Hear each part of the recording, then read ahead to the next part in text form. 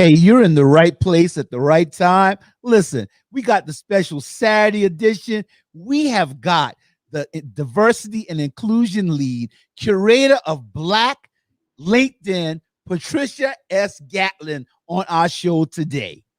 Hey. Hello, everybody. Thanks for having me. Patricia, it is our pleasure to have you on the show today. I am so excited, so stoked about the information that we're going to be getting. And any of you out there that have questions, hey, come on and chime in. But most of all, pull up a chair and listen. She's very well versed, and she's definitely going to enlighten us on a lot of things that we didn't know. So we're going to listen to the promo, guys, and we're going to come back with the very lovely Patricia Gatlin. Hold for the promo.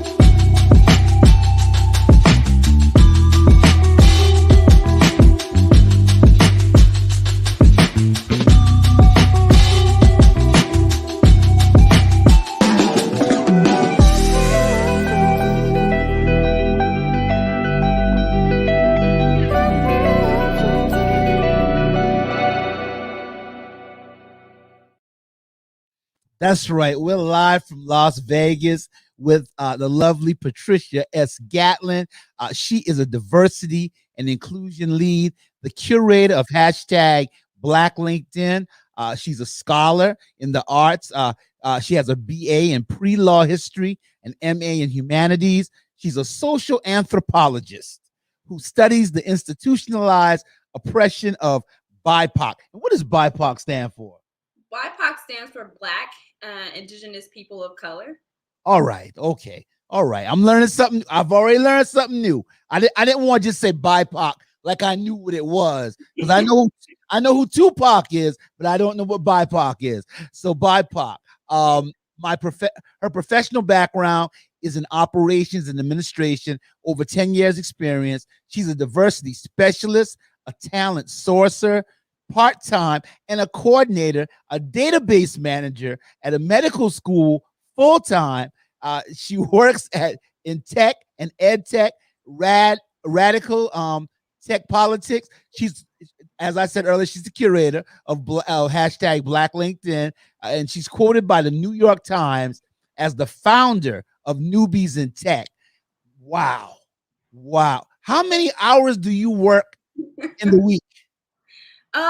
Well, between my two jobs, the hours are about 60 to 65 hours a week. So I say 65 when I add in 5, and whatever I'm curating on the side. I'm also very much people also know me as a lifestyle and fashion blogger as well. I used to be a stylist in my former life before diving into administrative and operation things. So yeah, I'm well versed in just kind of being a curator of showcasing different lifestyles. So wow, you do it all. You do it all.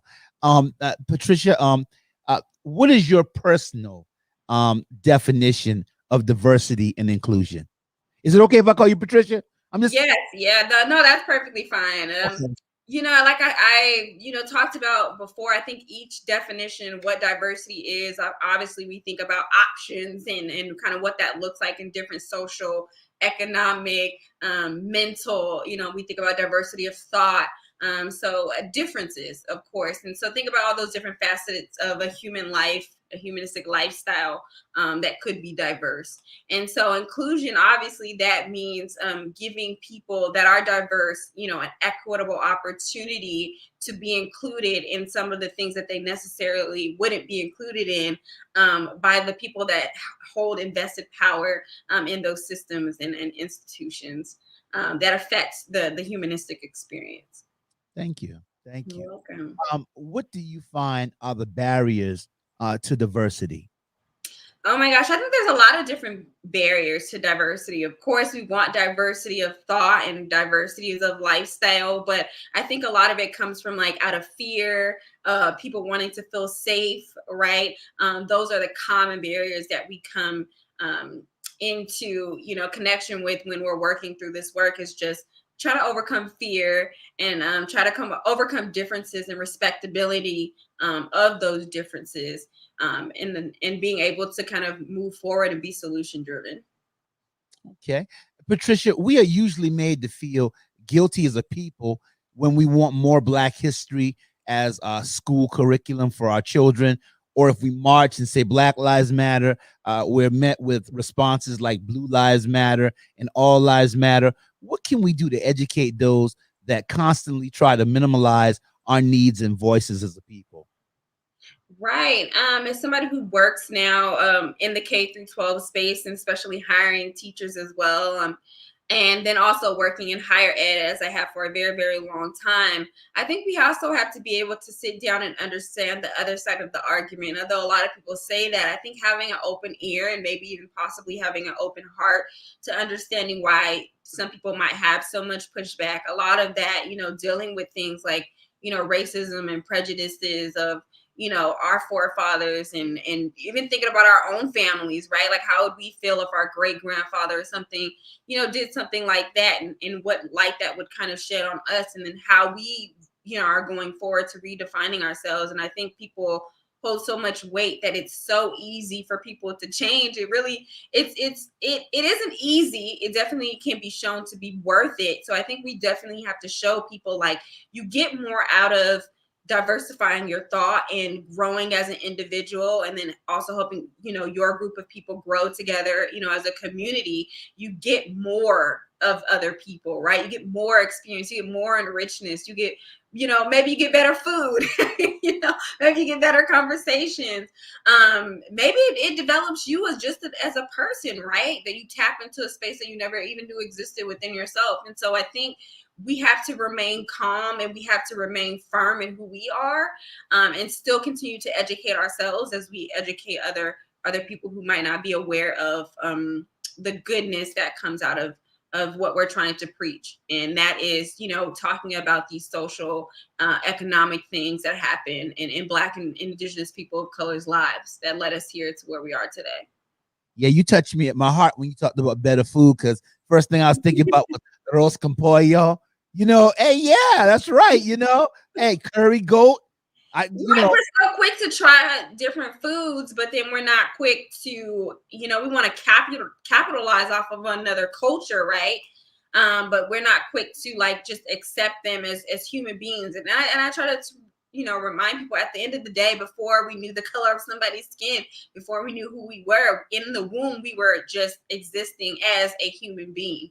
You know what I'm saying? Before anybody knew, what the skin color of a person would be, and this, that, and the other, we just existed as a human being. And I think when we came out, we were birthed into this life, that's when we became all those other things to other people. And then so we're always constantly redefining that. But I always try to go back to basics, whether you're gay, whether you're, straight, whether you're, not from the same country or whatever. At the end of the day, we were born with this innate-ism of being a human, right? And I think we have to sometimes go back to the basics and realize that we are all really just humans. That's a great analogy. Spider-Man was bitten by a radioactive spider.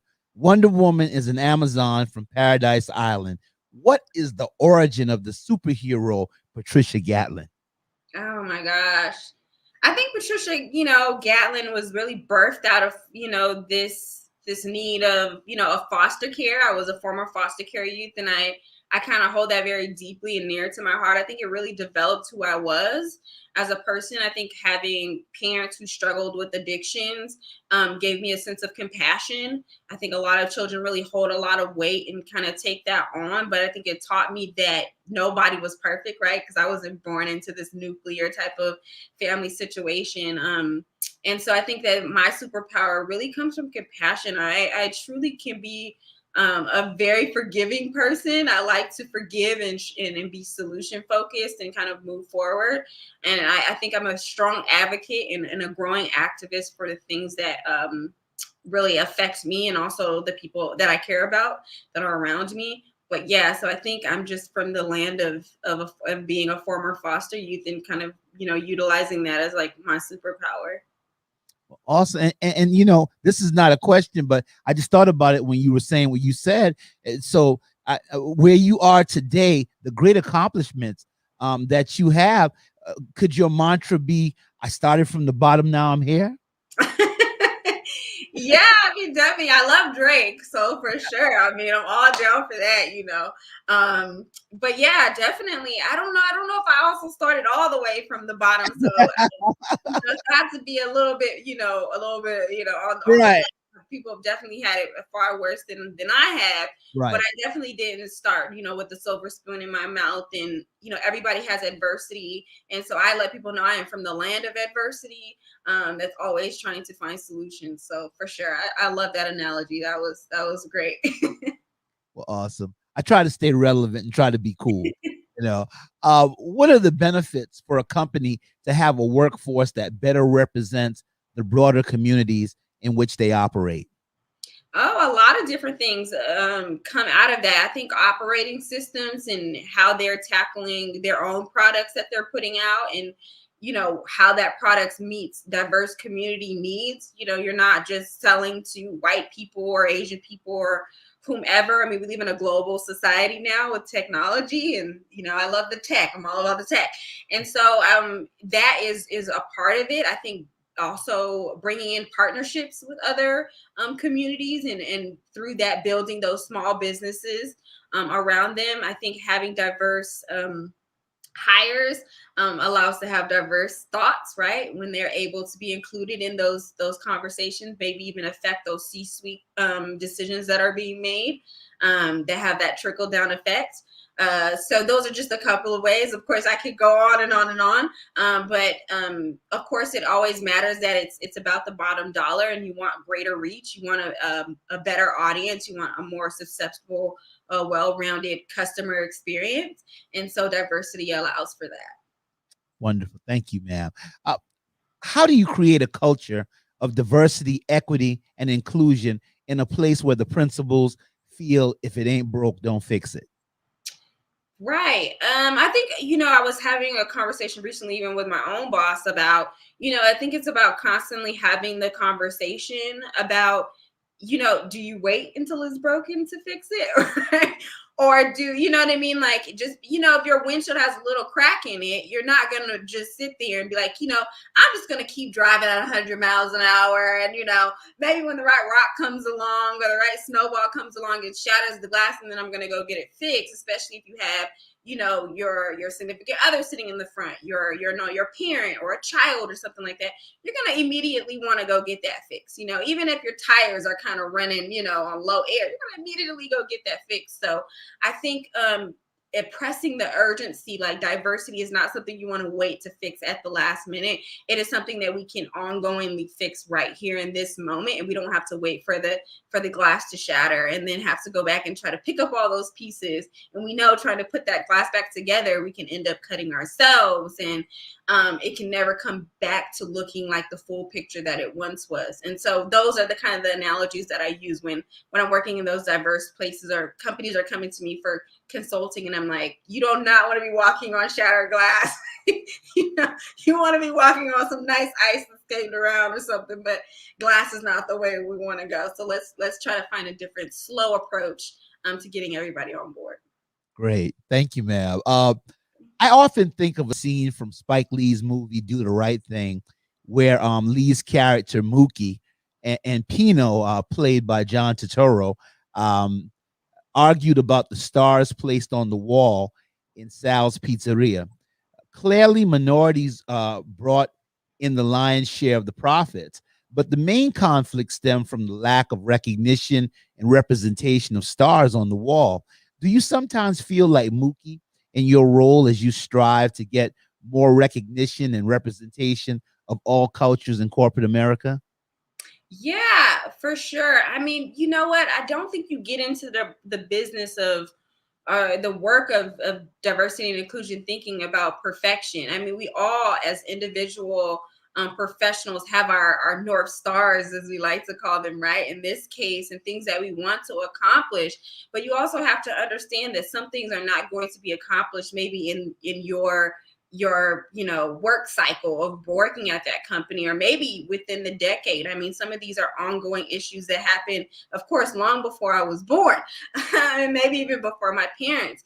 And so I do have to think about in increments, and I'm learning because, of course, as many have seen recently, I struggled myself with mental health around diversity and inclusion, and the demands that come with being a diversity and inclusion professional is you can't have the same kind of OKRs around it and goals around diversity as you would have, moving a product down the assembly line, because it just doesn't work like that. And I tell that with my own company is like, here's your demand of what you want to happen, and here's the many years it took to just get to this point. So sometimes we have to come down to a reality about what are we really capable with, what tools that we have right now in this space, because we want to develop some tools that we can pass to the next generation that they might be able to develop upon what foundation that we've laid as DEI professionals right now. But we will not solve the world hunger. We will not solve these really big issues, but we can start to put that in the minds of other people so that they can carry that through the next generations. Excellent, excellent. Um, as a diversity and inclusion lead, what kind of lens do you see America through now that you did not recognize when you were growing up? Oh yeah, well, I think because I'm a diversity lead in a very different way, and I always try to explain this. It's different because I'm in the talent acquisition field, right? So I'm sourcing candidates, and I'm trying to, in my case, sourcing STEM teachers to teach gifted students for one of John Hopkins departments. The lens is different for me, and like, where do we find these talents, right? Because the question is always, we couldn't find them, there wasn't enough, and this, that, and the other. So I'm tackling that issue right now is like, where do they exist, right? And where can I tap into those communities and those groups and find those diverse teachers to teach these diverse students? And so I think for me, that has really been like the general focus of my diversity efforts as a lead. And I've realized that understanding you couldn't find it because you didn't know where to look. Like, genuinely, I am a Black and brown person. I know where we like to hang out. I know where we like to mix our collard greens and our cornbread, and and that's my superpower at times, is that Right. I know that I know where to go and find these teachers, right? I know where the cookout is. Hey, I might even be hosting one. And so I think before that, when I was younger, I really didn't understand, like, some people go and hang out here and they're at the cookout, and some people are over here and they're at the quinceanera, and some people are over here at the mosque. And so and showing an openness to want to go to those places and learning to kind of tap into their community and be understanding, without not saying much or doing much, but just being present and being aware and considerate. And so I felt like as I got older, I really learned to just be there, not have anything to say, not have much to do, but just be there and show them that I want to learn, and whatever they pour into me, that I would take that and I would do something good with that. So hopefully that's a little snippet. I don't want to go on and on about it, but that's kind of what I've learned, is that we have all these social, economical, and different cultures about us that you could just tap into by just simply showing up and just being and learning. So I'm learning to bring whatever I've learned from those cultures and communities back into the workplace and tap into where to find these diverse candidates. Okay. And is the Untapped podcast, is that your podcast? It is not. It is a good friend of mine, and they are doing wonderful things over there. Make sure you guys go and definitely check them out. But yeah, I have been thinking about curating, a podcast for Black LinkedIn. I've thought about curating a podcast for newbies in tech as well. But as you guys can tell, I've been extremely busy. But I'm goal setting, like I said, for the year 2022, and hoping to have better execution by the year 2023. I love the post that you put up. That's what drew me to you. The post that you put up. I always read your post. I love it. I love it. I definitely, and that's why I wanted to connect with you. Because you're awesome. Thank you so much. Yeah, I'm hoping that the awesomeness rubs off on me. I really do hope that. Like, I'm always so cognizant of like how I'm coming off to people, and I just have this nature of wanting to make people feel comfortable and feel whole and feel good about themselves when they're around me. And I'm working on it because I'm not always the happiest, most jolliest person. And on LinkedIn, I'm very honest, you guys, about my mental health and suffering with complex PTSD and suffering from imposter syndrome, and I'm sure there's a bunch of other things that I have yet to be diagnosed as I go through therapy. We'll see, but I'm constantly working on myself and just trying to again somewhat share that journey as comfortable as I feel. And so I'm sure we're going to tap into more of my personal journey that led to my professional journey. Absolutely, and I think that your transparency is very, very refreshing, because like where I come from, we don't snitch. And so bottom line, we don't snitch. We don't tell our business either. Guys are funny. You know how guys are. Guys are gladiators. They don't talk. They don't want to say nothing. Our brothers, so for sure. Yeah. Absolutely. But when I read the things that you put down, what touched me the most, and you see I have the pictures up in the background, was the story that you told about being homeless, and because you left a toxic workplace. Yeah. Could you share that story with our audience today? For sure. I definitely want to talk, and I want to talk about it and just giving a little bit of a framework to that as well. We're talking about a journey that stems back from me being in foster care, and then me ended up being displaced, and then end up obviously being homeless. But I also just want to put a disclaimer out there. Like, this is not, my story is not to vilify or demonize any of the people that are included in this story. I'm still working on my relationship very much with those people. I'm still working on my relationship with myself. So that's just a disclaimer to kind of put that out there, because I know we tend to live in a generation where there isn't a lot of introspect, and we tend to, again, have this cancel culture and all of that. And my goal is not to be a victim. And that's another reason why I say this. And also, to break generational curses, right? And not to pass these things down to my children and so forth and so on. So with that being said, I was working in a toxic environment that I kind of fell into because I was going home to take care of my mother. I was going to leave my place of residency because at the time I lived in Long Beach, California, which is in LA, you guys. And as you know, in any major cities, there's plenty of gentrification, and they're going up on rent all the time. And the house that I was living in, which was a very, very old Victorian craftsman house, the owner decided to sell it, and he didn't tell me. And so I just randomly had people show up to my place, and they were like walking through and looking at things and all of that.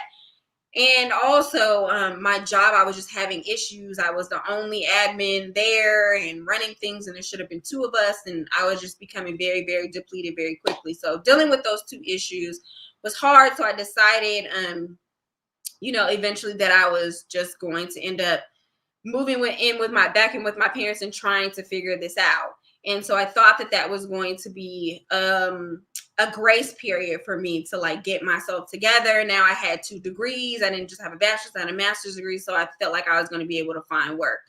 So, anyways, I went to go live with my parents. That situation turned even more toxic. I think we are just completely in two different generations. My parents really wanted me to do a lot of things, including getting married. And that wasn't something that I wanted to consider at that moment. I was really just like, I'm just trying to figure it out, really just trying to develop myself. And, eventually that will really come. And so, one of my parents has a personality disorder.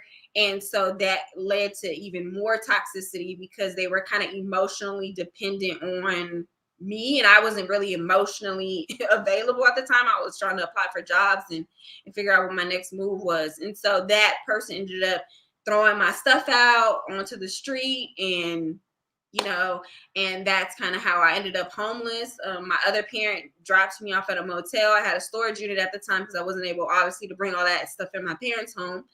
And they dropped me off here where this picture is. And I literally lived in a Motel 6 up the street from my parents' house. And at the time I was interviewing, I had secured an interview before they had officially thrown me out with a major tech company and went up there. And so I was waiting for that to kind of happen to see if that was going to take off. But I kind of had a feeling it wasn't. But anyways, I got the call and then they were just kind of like, yo, we're not going to go with you, but we love you. We would love to reach out to you again in a couple of months because we think we have a different position. I'd never worked in tech before in an official tech company. So I kind of just felt like, oh, maybe they're just saying this to be nice. But at the moment, I don't feel that way. Like I'm homeless, I'm staying in this hotel. And I really needed the job, right? Because now I'm homeless.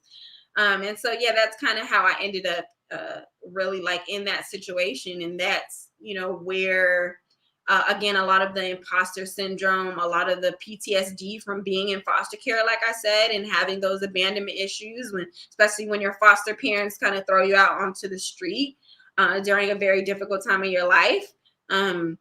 You're filled with a lot of emotions. And so I just kind of wanted to be open with people who thought, oh, she's so successful now, she has these two jobs and she's working for John Hopkins and she's been featured in the New York Times, that hey, this is where I really come from. And I'm really humble and I'm happy to humble myself on many occasions, but also just to show other people that we all start somewhere and that everybody starts at the top. You know what I mean? And so this are my humble beginnings of the new birth of who I hope to become as the woman that I'm developing and as the professional that I'm developing right now. I think it's amazing. I think it's amazing. Uh, almost like the phoenix, rising out of the ashes.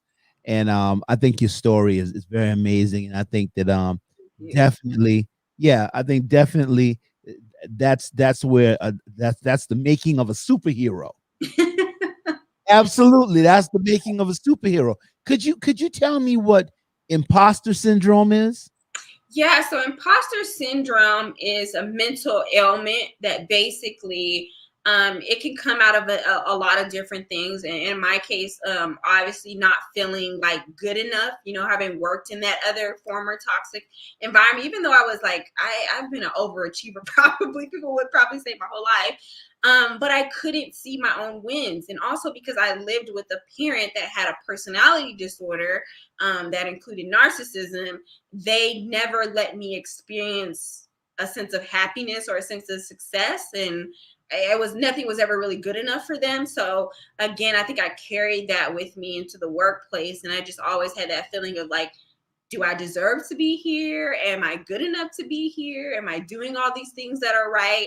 And even though you might be doing extremely well, you can also become self-sabotaging, right, with your own thoughts. So you have a sense of analysis paralysis. And so there were times when I had that, like my anxiety was just so bad that I couldn't even just start. Or it took me a really long time to start. And even once I did, it was great work, but I needed to be able to maintain a certain pace so that I wasn't depleted. So imposter syndrome takes very different forms, but it is a sense of self-talk of denying your own ability and denying your ability and access to the success that you're curating for yourself, and having thoughts that other people think that you're fake, like you're not really doing the work. This person doesn't really think that I'm good. It doesn't really think that I'm smart or capable. I think you're real. I know you're real, and yeah, definitely. You talked about the collard greens and the cornbread, and so yeah, definitely. I'm right there with you all day long. I'm right there with you all day long. And Right. then I've read I've read you at your most eloquent and polished when you talk about your craft. So I think that all those intangibles is what actually makes great leaders. And so so definitely. I hope to be that one day, And I think I try to tell people like I'm a budding DEI professional with all these profound thoughts. And, I've worked very, like, of course, my scholastic career is a researcher, right? So I've put a lot of time and energy into this. And I think that I'm grateful, right? Because the work of being a scholar, right, has met my need to be an advocate, right? Out of the adversities and the challenges that I've experienced as an individual. And so those two things happen to align. And so therefore I get to be Patricia Gatlin, and I appear to be some kind of superhero, but I'm not. I assure you, my goal is not to save people. My goal is to encourage people to save themselves in the way that I feel like I have encouraged myself, and that people who have loved me have enabled me to be this advocate for my own well-being, and also to encourage people to stand up for their own well-being.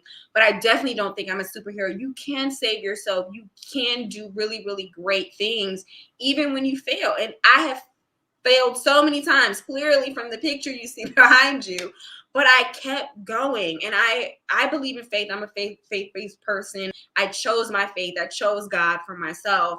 And I always just tried to meet him halfway, because for the longest time I was trying to do it all, and God was like, if you just meet me halfway, that's all I'm required of you. And so when I took that step back and I said, okay, I'm going to give this thing to you that I've worked on so hard, and he took it the rest of the way. So it wasn't all just me, but it was my faith and my ability to just hand something over to somebody else and have faith in them and say, this is going to work out because I have favor over my life, and I have favor over this aspect going forward. And I'm going to keep working towards that, and never give up on yourself. The greatest project you will ever work on is you, and you're going to do it forever for the rest of your life.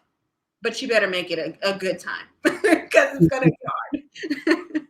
Yeah, and I read where you said your goal is always to put more tools in your toolbox. Always listen.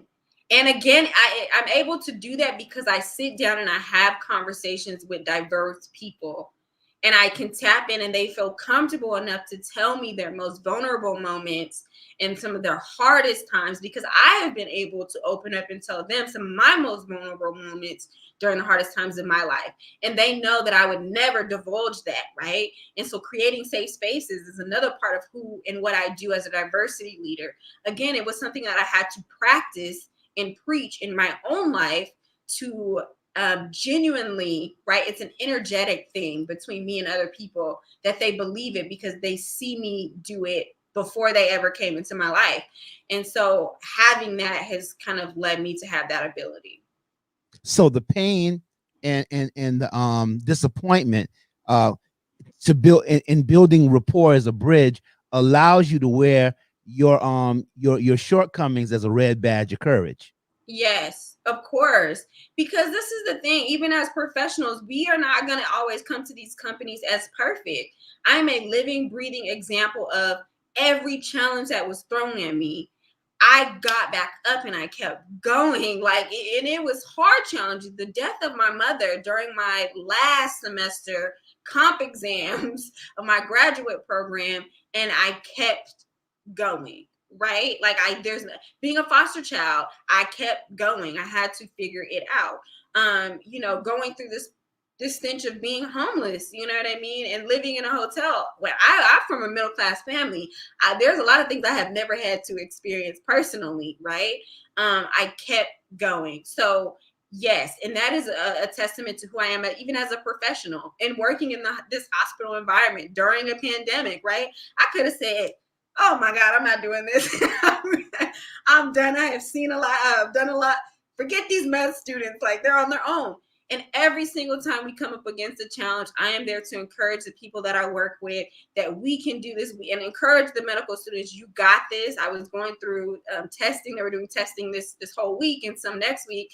And I'm telling them, you got this. Keep your head up.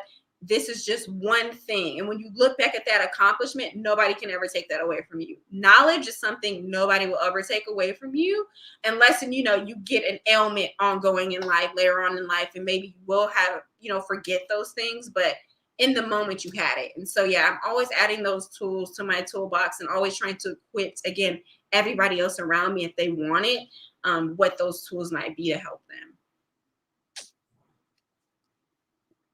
Patricia, what part, in your estimation, has misinformation played in the underdevelopment of a more diverse, equitable, inclusive climate in the United States? Wait, sorry, just repeat yourself again. I think it did kind of break up. Okay. What part, in your estimation, has misinformation played in the underdevelopment of a more diverse, equitable, inclusive climate in the United States? Oh my gosh. I think, misinformation is just everywhere, right? And back in the day, we used to call it like propaganda and this, that, and the other. It is very hard. It is very, very difficult. And I think as a diversity specialist, trying to educate people with the right information in a digital age where they can go anywhere and get information that they want has been one of the bigger challenges that we have to deal with on a regular basis. And I see it even as a working in the medical field right now, right? When we think about COVID and us trying to make sure that we're getting accurate information about that, it's hard. As you guys can see, this is the best example that I can give you. Some people are over here and some people are over there, and some people, are in the middle and still trying to figure it out. And I think you can only give what is given to you that is accurate and correct, and that's it. And you have to leave it up to people to decide where they want to go. And I think that comes to just having a sound mind. I refer that back to religion, but God gave you a mind to make your own decisions, and unfortunately you have to deal with the cause and effects of the decisions that you make. But that's a part of living in American society, is that you do have choices and you get to live with those decisions. And sometimes it affects a lot of people, like COVID, and sometimes it affects a few people. So for me, that's kind of what has affected me the most as far as diversity goes, and like making sure that Black and brown people get adequate information about what COVID is and what their options are, and how these vaccines will affect them, and so forth and so on. But I always tell everybody, do your due diligence and talk to your doctor, right? Because I can only tell you what I did. I can only tell you what we've done in our professional environment, but I cannot make that decision for you. But I respect you as an individual to make whatever decision you feel is best for you and your life and your family. Thank you, Patricia. Are there any common myths, lies, or old wives' fables that stick out like a sore thumb when you're trying to cultivate a more diverse culture in a corporate setting? Oh my God. I think we live in a world full of myths, right? I don't think there's, one really that just sticks out to me. And I know, there's a lot for us as Black and brown people. There's just a lot of stigmas, and there's a lot of microaggressions out there about, Black people being thugs or gangsters and all this one. Like now Black women are Black women being baby mamas or from the ghetto. And clearly I don't represent that type of thing. But, us being one of the most educated groups now, Black women in today's society. So, those are the stigmas out there. And I think you just have to get around people who don't just view your skin color or your culture, but just really realize that you're just a human being like they are. And it kind of accept you in that way, and can appreciate your skin color, and can appreciate your culture, and can appreciate your social economic background. I have wealthy friends. Like 2 of my best friends came from upper class society, where I came from middle class society. And we respect each other. And I also learn to act my wage when I'm around them. I act my wage, okay? And so they respect that, right? They know Patricia's gonna act her wage. We're not gonna be doing all that. And I might talk Black sometimes, you know what I mean? And I might just talk like the scholar that I am. I think everything is different. You know, I use appropriate ebonics when I should and shouldn't, and so forth and so on. So even in the workplace, you know, I'm not there to just cater to being this monolithic person. I'm a Black woman. That's great. You know, I'm in a social economic certain, you know, point in my life. That's great. But I'm not going to be this monolith where I come in and I get tokenized by you to make you feel comfortable. You're just going to have to do what I do on an everyday basis, is make some adjustments and learn to love and appreciate me at every stage that I'm at. And at this stage in my life, this is who I am. And sometimes I'm a be a little, you know, feisty with it. I'm gonna mix my cornbread with my collard greens, and I might eat some arroz con pollo with you as well. You know, that's right. That's right. You know, speak a little, you know, Spanish too. So you know, it just depends on how I'm feeling for that day. Absolutely. Have you and I know this is a crazy question, but I'm just asking it because I want to just know your experience. Have you personally ever experienced racism, and how did you deal with it? Oh my God, yes, of course. I have experienced racism throughout my life. And it's funny because I don't look at that person being racist towards me and like anymore. Before, like I said, I was so focused on the vilification and the demonization, and I'm learning to like not even do that in my diversity work. And I had to realize how I reacted. And now I'll tell you a pivotal moment in my life that made me like react so differently to it.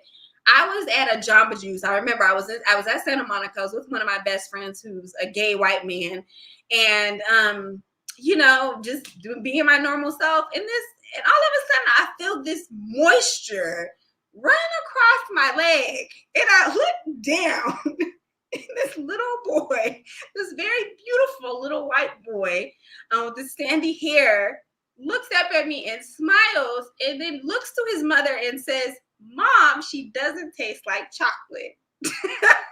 And the mother looked at me in the most utter, like, just fear, like, oh my God, I cannot believe this just happened. I am so sorry. And she runs up to you, and everybody's in there in this Jamba Juice, and everybody's looking. And, you know, I could have taken that moment and been like, oh my God, this white little kid, the nerve of him to come over here and lick me and then call me a piece of chocolate and da da da da. And, you know, I really took it as a chance to really smile at the child. You know, I rubbed the child's head and just kind of laughed and smiled at him. And I realized just how innocent, right, that moment is. And, you know, I looked at his mother and I laughed and smiled at her and really tried to, you know, let her know, like, please don't, you know, condemn this child for something that clearly, you know, they are ecstatic about. They don't really understand it. They're trying to grasp this concept, because I was very warm and open to him and just letting him know, like, yeah, I'm definitely not a piece of chocolate. I'm very sorry to disappoint you. I did not grow up in the chocolate factory. That's not where I was made. But yeah, it pivoted me at how I look at racism and how I think about the other person and what they have experienced, and whether, you know, they've been condemned for their thoughts around Black and brown people, who they are and what they are, right? Because that child had no idea whatsoever. He just like, it's a human being, and she's, you know, his parents told him, you know, oh, they're chocolate, you know, and so he thought that's what it was. So yeah, let's just, you know, sometimes it's just an innocent, honest to God, that they just don't know. And you just have to kindly correct in a very considerate but like yet forceful kind of way. You know, no, I'm not chocolate, but and you know, and keep it pushing. So yeah, hopefully that story got some people laughing, or at least encourage people to kind of take a different lens and a step back. I'm sure some people are laughing because it tickled me. I was definitely my best friend. He definitely thought that was absolutely hilarious, and I will remember that for the rest of my life. I'm sure that child is out there. Probably, I'm sure his parents bring it up every Thanksgiving dinner. So yeah. Oh God. Malcolm Forbes said, diversity is the art of thinking independently together. What does that that mean to you? Right. Again, I think people really, we've been talking about diversity, especially in this climate right now, as this group thing, right? It's this, we all need to band together and we need to do it for the greater good of society. And collectively, we're going to be able to push this thing forward. And I was recently talking to somebody, and especially on the last podcast interview that I did, and I said, diversity actually really is an individual thing. It's an individual commitment to yourself, also the community in which you live in and the society that you live in, that you're going to take proper steps to undo a lot of the bias and prejudice that you might hold against another community, in order to make it better, in order to make yourself better. But I really truly believe that this is an individualized decision. Please don't go into this thinking you're going to make a group decision, because I'll tell you what happens. Is what you do is you only then start to be performative. So when I'm around that group of people, I'm going to do this. And then you only do it in the group, right? And that's what you call performative, advocacy, performative allies, right? They only do it in the group. But as soon as you get home with your family, or as soon as you get back by yourself, you're doing things that are prejudiced against certain groups of people, versus you in your own personal life and your own personal time, taking the opportunity to grow. And like I said, put yourself in situations that you're not comfortable in. And honestly, just doing the work again on a consistent basis. So that's what I think he's talking about, is it is really not this group thing. It is this individual commitment to yourself and others, that you're going to try to do it on a daily basis, and then being committed to failure, because you're not always going to get it right. Even me as a diversity specialist, I don't always get it right. But the thing is, I've surrounded myself with diversity leaders and professionals that have every right in their own professional careers and also in mine to check me, right? And so I'm able to take their advice and pivot. But I'm not always right, and I don't always do the right things, but I try in my own individual life to take a step back and figure out how can I strategize around me, because I'm telling you, everybody's issues with prejudice and racism are going to be individualistic. They're not going to be group styled in nature. It's going to be a personal thing. Awesome. Yes, ma'am. Charles Gillespie, a good friend of mine that came on the show a couple weeks ago, chimed in. He says, I love that story. I love your show. Yeah, Charles, that was an awesome story. Yeah, it was an awesome story. She's awesome. You need to connect with her on LinkedIn. She's always putting awesome stuff up. Patricia Gatlin is. Patricia, is it okay if I play Mr. Gillespie's song and come back and ask you the last question? Yeah, for sure. Let's do it. All right, we're going to play Mr. Gillespie's song. Patricia, have you ever had a fried bologna sandwich before? I have, yes. That is how Black I am. We're going to play my good friend Charles Gillespie's song, Fried Bologna Sandwich. And we're going to come back and ask Miss Patricia Gatlin our last question of the day.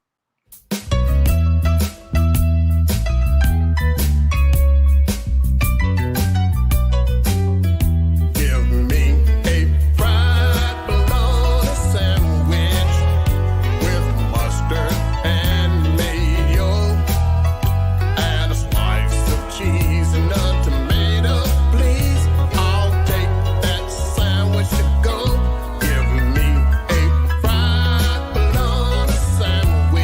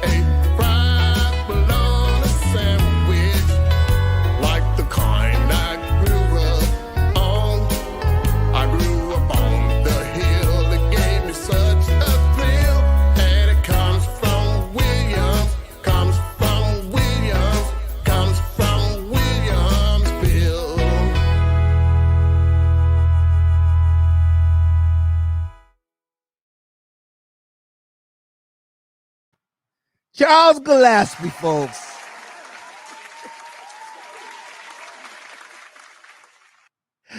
Miss Gatlin, when you said that you like fried bologna sandwiches, he said a real woman. I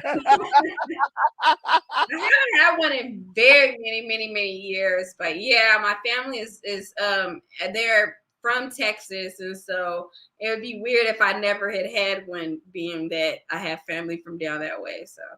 So your family's from Texas. Does that mean that you're a Dallas Cowboy fan? I'm not really a fan of anything right now other than scholarly articles. That is the truth. I think my family is really, I mean, I have a lot of athletes in my family and musicians and things of that nature. So everybody has their favorite teams. I think I've had my favorite players and people over the years, but honestly, my focus is not even there. I'm like, I like anime. I'm really a blurred. I'm a nerd girl, so I'll stick to my lane and there won't be no traffic. Well, that's all right. Listen, that is all right. No problem whatsoever. No problem whatsoever. My last question of the day, Miss Gatlin. I'm so thankful that you came be with us today. You have been so awesome. Thank You were so awesome. No joke. You were so awesome. No joke. My last question of the day is, what would you say, Miss Patricia Gatlin, about your journey so far? Oh my gosh. You know, like I said, I think I really feel like I've been truly just blessed and highly favored. My journey so far has really led me to this place. I think the best thing, right? Because I recently just finished closing out that storage unit that I had talked about previously, that was back in my hometown. Hadn't seen my parents in 3 years. So you know, the first question that, you know, the men in my family closest to me had was, okay, now that you don't have to perform for anybody, who will you become? What will you be? And I think I'm at the perfect place right now to figure that out. Now that I don't have to perform, I'm taking a break.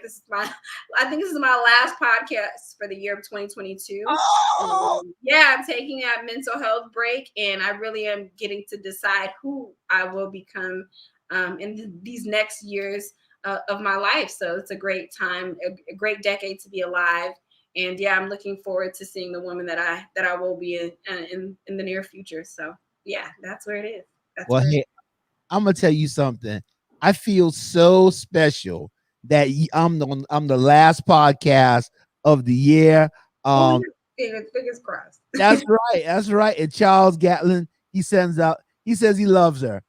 Yeah, Charles, she's awesome. She's awesome. She's awesome. She is awesome. I'm Awesome. Awesome. trying. I'm She trying. is. Thank you so Yes, much. she is awesome. And Miss Gatlin, we just want to thank you, Patricia Gatlin. Um, So much. uh, uh, the I can't get the word out. Bob, let's roll that tape back and let's try to get the word out. Diversity. That's what it's all about today, is diversity. It Diversity is. and inclusion specialist, the curator of hashtag Black LinkedIn. She's just awesome, super awesome. We just wish you the best for Thank you. everything that you do. Keep on doing what you're doing. Keep being Mookie. Keep, that's right. I Keep love him. Yeah. keep getting those pictures on Sal's wall. Keep doing it. Keep Please, trying. yeah. Whenever you write your book, um, please, Yes. please do come back, and I we gonna discuss definitely your will. book. Yeah, we're gonna definitely discuss your book. Come back and discuss your book, so we can definitely go ahead. Check me out. You guys can find me on most platforms, even though I am taking a very much a break. But yeah, check me out. Hashtag on LinkedIn, Black LinkedIn. You can always find me there, or my comrades in diversity and inclusion. I'm sure they will keep you guys going on any of those diversity and equity topics that are going on right now. Of course, I have my website, which is sondaskagatlin.com, so you can see all the different facets of my life and kind of what I'm doing. But yeah, wherever you type in Patricia S. Gatlin, you'll be sure to find me wherever you can type in hashtag Black LinkedIn. Awesome, awesome, awesome. And we have one more comment. Uh, Charles Gillespie, you can add me up if you're interested. Okay, yeah, somebody trying to advertise. Somebody trying to push their business there. This is Patricia time. I'm sorry, brother. You have to hit us another time. Have to hit us another time. But Always absolutely, support black entrepreneurship for sure as well, and that's what we're doing at also at hashtag Black LinkedIn is amplifying black voices, black professionals, entrepreneurs over there on that platform. So if you're looking for a community of black and brown people that are doing positive things in a way to just encourage each other on our professional journey, that's what the hashtag is all about. So get over there and spend some time amplifying each other's voices and just helping each other along the way. absolutely. And when you're doing it, go have a fried bologna sandwich on the way there. I'm gonna go ahead and plug the brother. It's Dre Potter. He says Charles Gillespie. You can add me up if you're interested in cartoon pics, logo design, dog logo, album cover, flyer, or mixtape. And that's Dre Potter. Dre Potter chiming in. And after you said that, I got convicted when you said, and I'm wearing black owned right now. It's the Tech for Me Tech Apparel. If you guys want to check that out, I'll make sure to throw something up on my blog or somewhere on LinkedIn. But check them out if you're interested in this shirt or getting into tech. It's called Tech Apparel, and they're a black owned business. Awesome. And I better plug my people too. I'll go ahead and pull it down. This shirt is made by Tanisha Mazik. Tanisha Mazik on Facebook.